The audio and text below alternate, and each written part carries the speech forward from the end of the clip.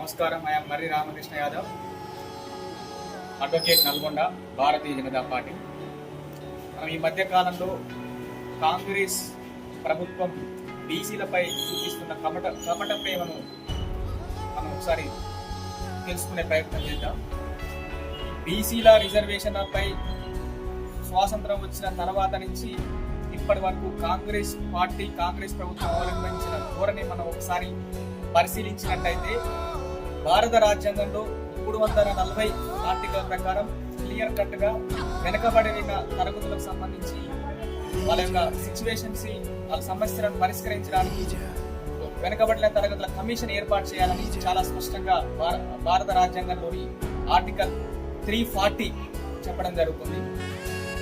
ఈ 340 ప్రకారమే 1952లో కాకా కాలేకర్ కమిషన్ ఏర్పాటు చేయడం జరిగింది. బీసీల యొక్క స్థితిగతులను అంచనా వేయడం కోసం ఈ కాకా కాలేకర్ కమిషన్ చాలా స్పష్టంగా బీసీల జనాభా 50% పైబడే ఉన్నదని చాలా స్పష్టంగా చెప్పడం జరిగింది. ఈ కమిషన్ తన రిపోర్ట్ ని కూడా అప్పటి నెహ్రూ ప్రభుత్వానికి 1955లోనే సబ్మిట్ చేయడం జరిగింది. కానీ అందులో క్లియర్ కట్ గా బీసీలకి కనీస ప్రాతినిధ్యం, విద్యా ఉద్యోగాలలో కనీసం ప్రాతినిధ్యం కల్పించాలని చాలా స్పష్టంగా ఈ కాకా కాలేకర్ కమిషన్ 1955లోనే చెప్పడం జరిగింది. కానీ కాంగ్రెస్ పార్టీ ప్రభుత్వంలో ఉండి 1955 నుంచి 1978 వరకు కూడా ఇందిరాగాంధీ, నెహ్రూ, కాంగ్రెస్ ప్రధానులు చాలా మంది పరిపాలించి కంటిన్యూస్ గా.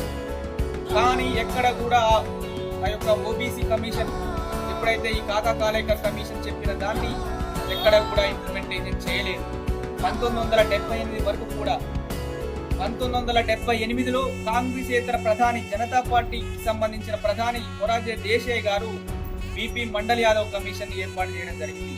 ఆ కమిషన్ కూడా 1950లోనే చాలా క్లియర్ కట్ గా ఓబీసీలకు 27% రిజర్వేషన్ కల్పించాలని చాలా స్పష్టంగా క్లియర్ కట్ గా ఆ కమిషన్ రాష్ట్రపతికి తన యొక్క రిపోర్ట్ ని సబ్మిట్ చేయడం జరిగింది.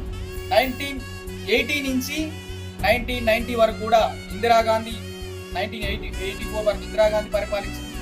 1984 నుంచి 1989 వరకు రాజీవ్ గాంధీ పరిపాలించింది. ఎక్కడ కూడా ఈ బీసీలకు సంబంధించి 27% ని ఆ మండల్ కమిషన్ యొక్క నివేదికను ఇంప్లిమెంటేషన్ చేయలేదు.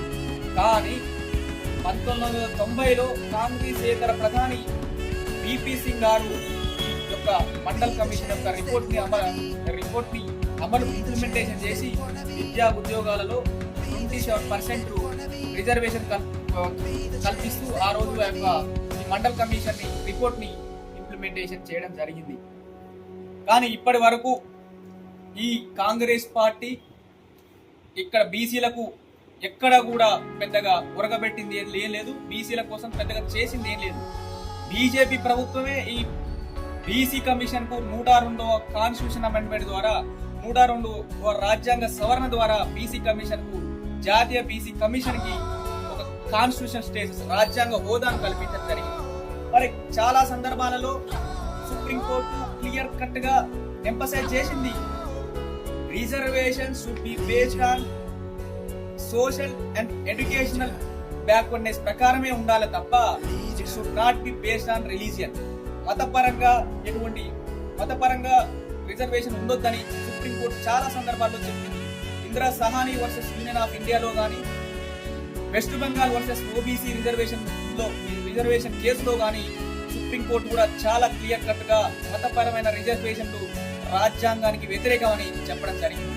కానీ ఈ రోజు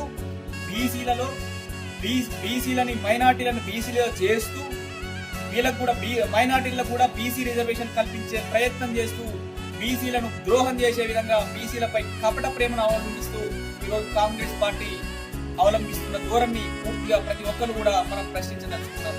మీరు స్వాతంత్రం వచ్చిన కాంచి ఇప్పటి వరకు బీసీలకు మీరు కల్పించింది ఏంది? బీసీలకు మీరు రిజర్వేషన్ కల్పించిరా?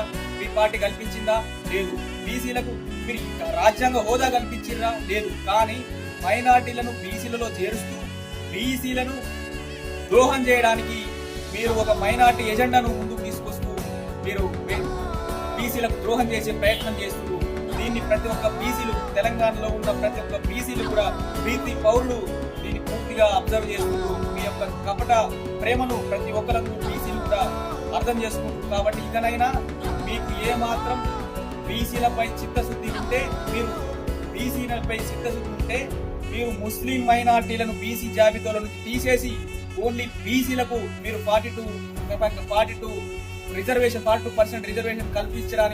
కల్పిస్తే భారతీయ జనతా పార్టీ ప్రభుత్వం అన్ని విధాలుగా సహకరించడానికి సిద్ధంగా ఉంది. అంతేగాని మైనార్టీలను బీసీ జాబితాలో చేరుస్తూ బీసీలను ద్రోహం చేసే ప్రయత్నం చేస్తే ఎవరు కూడా ఇక్కడ బీసీలు ముఖ్యంగా హర్షించే ప్రయత్నం లేదు. మీరు ఒకవేళ ఎకనామికల్ బ్యాక్వర్డ్ పరంగా ఈడబ్ల్యూఎస్ రిజర్వేషన్ ఉంది కాబట్టి మైనార్టీలు ఆ కోటాలో 10% రిజర్వేషన్ మీరు కల్పించవచ్చు ఆటోమేటికల్ గా. ఇంకొకటి ఆల్రెడీ రాజశేఖర రెడ్డి ప్రభుత్వం అంబేద్కర్ గారి రచించబడిన రాజ్యాంగానికి వ్యతిరేకంగా బీసీ అనే పేరుతో 4% ఆల్రెడీ కొనసాగిస్తుంది.